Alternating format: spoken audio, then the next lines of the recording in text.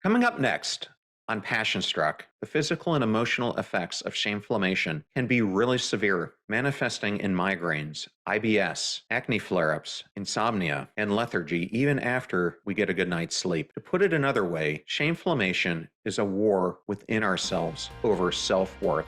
Welcome to Passion Struck. Hi, I'm your host, John R. Miles, and on the show, we decipher the secrets, tips, and guidance of the world's most inspiring people and turn their wisdom into practical advice for you and those around you. Our mission is to help you unlock the power of intentionality so that you can become the best version of yourself. If you're new to the show, I offer advice and answer listener questions on Fridays. We have long-form interviews the rest of the week with guests ranging from astronauts to authors, CEOs, creators, innovators, scientists, military leaders, visionaries, and athletes. Now, let's go out there and become Passion Struck. I'm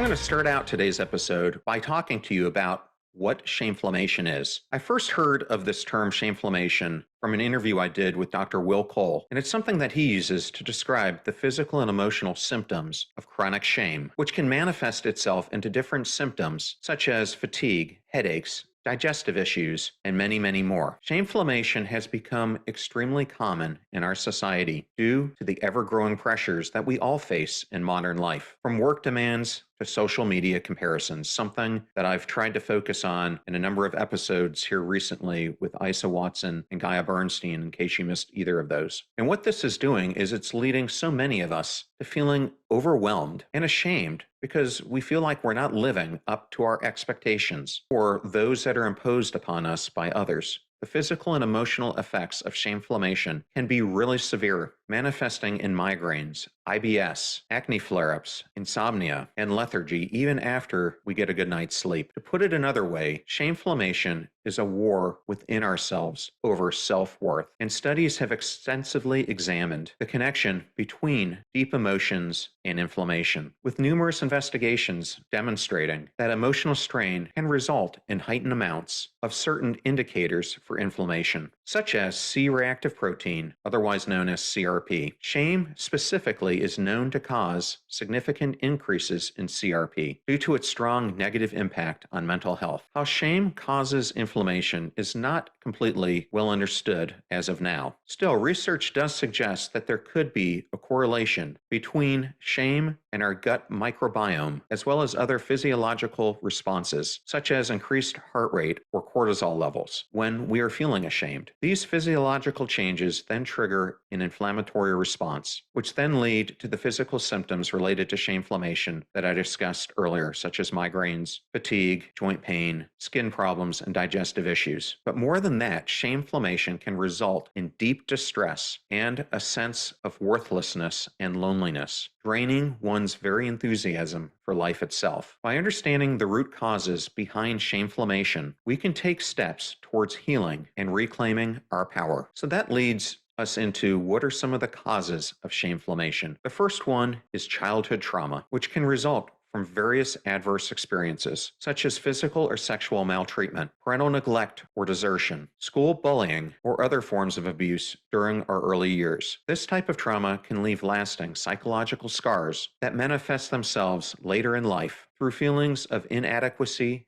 and worthlessness, leading to shameflamation when triggered by certain events or experiences. Whatever the cause may be, these childhood experiences often leave us feeling inadequate and unworthy, leading to a deep-seated sense of shame that stays with us into adulthood. Negative self-talk is another significant contributor to shameflamation, as it has the power to drag us down an emotional rabbit hole and leads us to fixate on our shortcomings rather than celebrating our successes. This false narrative of inadequacy can lead us into a state of feeling ashamed for not being perfect, even though perfection, as I have discussed in many episodes before, is unattainable. To combat this damaging thought process, we should take time out for ourselves, practice positive affirmations, engage in activities that bring you joy, seek supportive people who build you up instead of those who tear you down, and reach out for professional help if needed. All of these measures will help reduce negative self-talk's impact on our mental health, thereby reducing the possibility of experiencing shameflamation when it's triggered by external stimuli. Societal pressures are also a significant cause of shameflamation due to their unrealistic expectations regarding what perfection looks like. Expectations of perfectionism often resulting in a sense of failure for anything that is less than perfect pervade our world. This pressure often leads to self-inflicted mental anguish as individuals strive for unrealistic standards. The result, shameflamation, due to unrealistic expectations that we place upon ourselves by listening to societal standards, which leads to low self-esteem and further triggers more episodes of shaming behavior when we're exposed to triggers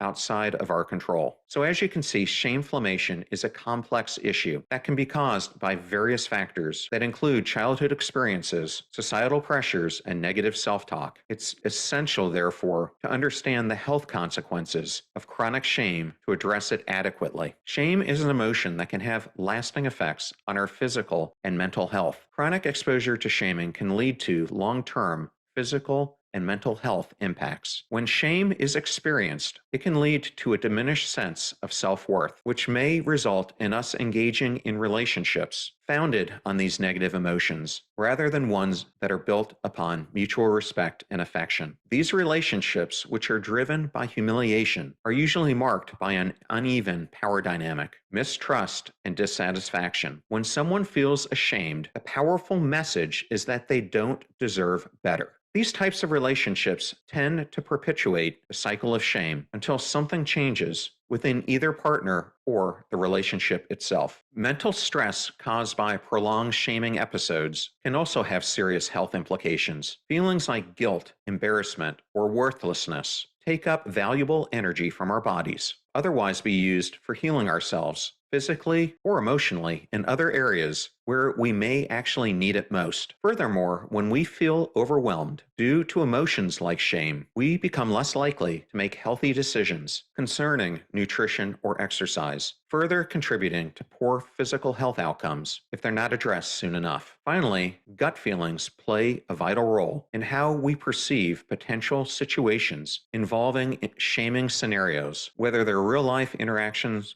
with those around us, or just thoughts occurring within our minds. Our gut instinct often tells us whether something is right for us personally before any conscious thought does. However, many times, people who suffer from chronic feelings associated with shame ignore their intuition because they fear judgment about their choices instead. Learning how to closely listen to and trust your inner voice, again, takes time, but it's essential for anyone truly wanting to heal from past traumas that may have caused shameful episodes in the first place. The lasting effects of prolonged shame can greatly damage one's psychological and physical well-being. Thus, it's vital to approach this issue with self-kindness. To help do this, we will explore how you compassionately comfort your inner critic. We all have an inner critic that can be loud and, let's face it, relentless. It's the voice inside our head that tells us that we're not good enough, smart enough, or talented enough. This shame-fueled relationship with ourselves can lead to mental stress, overwhelm, and even physical symptoms like inflammation. Fortunately, there is a powerful message of self-compassion that Dr. Cole has been sharing through his research. Regular acts of kindness towards oneself help reduce overall levels of inflammation by reducing feeling inadequate or failure due to past experiences where one may feel embarrassed about something that they feel they did wrong previously. It starts with being aware of your gut feelings when you experience negative thoughts. Question your negative thoughts. Separate reality from emotion. Additionally, practice gratitude for yourself and acknowledge small successes as they come throughout the day. This will help you shift your focus from fear and doubt into appreciation and gratitude, which can make all the difference in how you view yourself. Lastly, remember that mistakes and failure are part of life, so don't beat yourself too much over them. Instead, take time to reflect on on what went wrong, then move forward, learning from it, still having compassion for yourself and the journey ahead. By embracing self-compassion, you can replace your inner critic's harsh words with loving ones. Now, let's discuss how we can heal from past traumas that may have caused shameflamation. For those who've experienced trauma in the past, and let's face it, it's the vast majority of us, it can be difficult to heal and move forward without carrying the baggage of shameflamation. Past traumas can cause shame in many ways. When someone experiences a traumatic event, it can lead them feeling powerless, helpless, and out of control. They may feel like they were unable to prevent the traumatic event from happening, or even somehow that they were responsible for it. This can lead to feelings of shame, self-blame, as well as guilt. Traumatic events often challenge people's identities and beliefs about themselves and the world. For example, someone who experiences abuse may struggle with feelings of worthlessness and shame because the abuse made them feel inherently flawed. Similarly, someone who survives a natural disaster or a violent crime may feel weak or inadequate for not being able to protect themselves. Finally, trauma can cause shame because it is often associated with stigma and social rejection. For example, someone who has experienced sexual assault may feel ashamed to talk about it or seek help because they worry about being judged or blamed by others. This social stigma can reinforce the belief that the person is somehow responsible for what happened to them, leading to feelings of shame and isolation. So with that all as a backdrop, this leads to probably the most important aspect of today's episode, and that is, how do you tame shameflamation? The first step to effectively taming this pattern of shameflamation is to identify the source of shame. Trace the source of your sense of inadequacy or unease to a specific occurrence in your past or present. Once you've determined the origin of your shame, start being kind to yourself and showing yourself self-forgiveness. It's also essential to engage in positive self-talk rather than allowing any internal dialogue filled with criticism or doubt to take hold. If needed, professional help should be sought for further support on dealing with your shameflamation. A therapist may be able to offer advice or help you to tackle these trying feelings so they don't become too intense or turn into hazardous conduct, such as reliance on drugs or alcohol. Additionally, healthy coping mechanisms like exercise or journaling can help manage stress levels while providing an outlet for dealing with difficult thoughts and feelings associated with shameflamation. By understanding the sources of shameflamation and using self-awareness, you can take steps to reduce its impact on your life. The key takeaway here is that shameflamation is a cycle of shame and inflammation that can become effectively tamed by identifying its source, practicing self-compassion and forgiveness, engaging in positive self-talk, and seeking professional help if needed. The next step is to explore the benefits of taming this powerful emotion. Taming shameflamation can have a profoundly positive impact on your mental health, energy levels, sleep quality, relationships with others, and overall sense of well-being. Let's go through each one of those. So we'll start with mental health. Shameflamation is an insidious form of self-criticism that can erode our confidence and undermine our ability to cope with life's challenges. By taming this inner critic through mindfulness practices such as meditation or journaling, we can gain more control over our thoughts and feelings. By cultivating a greater sense of our mental processes, we can better equip ourselves to effectively manage challenging situations as well as fostering emotional stability. Next, let's tackle energy levels. When we are constantly being bombarded by negative self-talk, it takes a toll on our physical energy levels. Taming shameflamation helps us to break free from these draining thought patterns so that we can access more vitality throughout the day. It also allows us to tap into our deeper reserves of motivation, which makes it easier for us to stay focused on tasks while achieving the goals that we've set out to achieve. The next area would be the benefits to sleep quality. Shameful thoughts often keep us up at night, ruminating about past mistakes or worrying about future events beyond our control. Taking steps to reduce the power of shameflamation not only helps you to fall asleep faster, but also improves the quality of restful sleep, leading to greater productivity during your waking hours, as well as an improved mood throughout the day. Now let's look at the impact that it has on relationships. Our relationships with others are directly impacted by how we feel about others around us, something which is directly impacted by how much internalized shaming we experience from ourselves ourselves and from external sources like family members, friends, or peers. By taking time out for mindful activities such as yoga or walking in nature, you will be able to better cultivate a healthier relationship between yourself and those around you based on mutual respect rather than fear-based judgments. Last but not least, Taming Shameflammation gives rise to an enhanced sense of well-being due to reduced stress levels resulting from being less mentally and emotionally hard on oneself. As a result, your outlook towards life becomes brighter, allowing you to take advantage of opportunities that are presented without feeling held back by negative self-talk. So I've talked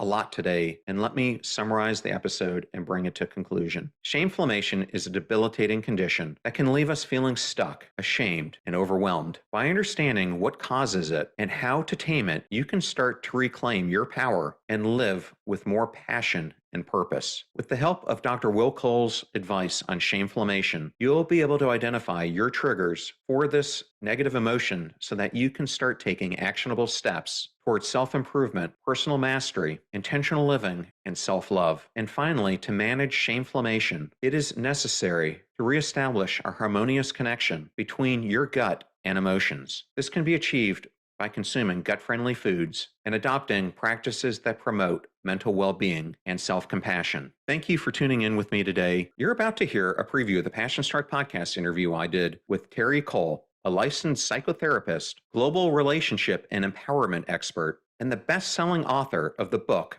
Boundary Boss, the essential guide to talk true, be seen, and finally live free. Human beings, we have a natural fear of change. And I always say that fear of success and fear of failure are two sides of the same coin, but the coin is fear of change. So you have to really be uncomfortable to want to make a change and to be willing to do all the things that are required to change your life. But on the other side of it, of course, is the life you're meant to live, right? Is the life of satisfaction, the life of service, the life of your greatest good. But it's really hard when you're anticipating or contemplating that change to see the other side. All we see is all the stuff we're sort of giving up or what we might lose in making this change. And it's like you have to use your imagination to think about what could be on the other side of that power pivot. Remember, we rise by lifting others, so share this episode with those that you love and care about. And if you found this episode on Shameflamation useful, then definitely share it with those who could use guidance on this topic. In the meantime, do your best to apply what you hear on the show so that you can live what you listen. And until next time, live life passion struck.